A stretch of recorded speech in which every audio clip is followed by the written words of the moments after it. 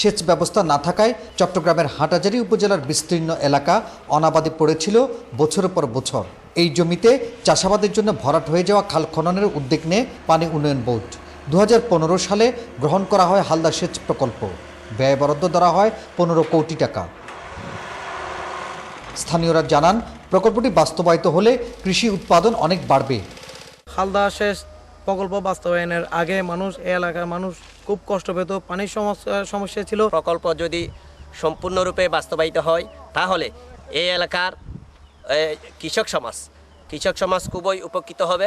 প্রকল্পের আওতায় ইতিমধ্যে 12 কিলোমিটার বাঁধ মেরামতের কথা জানিয়েছে প্রকল্প পরিচালক। জানান, 2018 সালের মধ্যে সেচ প্রকল্পটির কাজ শেষ হলেই কৃষকরা সেচ সুবিধা পাবে।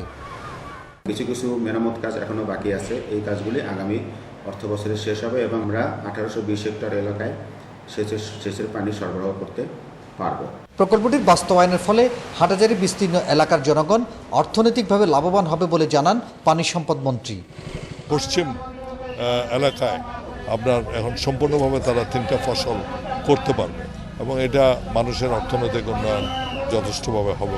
কৃষি উৎপাদন বৃদ্ধি এবং যোগাযোগ ব্যবস্থার উন্নয়নে দ্রুত প্রকল্পটি শেষ হবে, এমনটাই প্রত্যাশা স্থানীয়দের।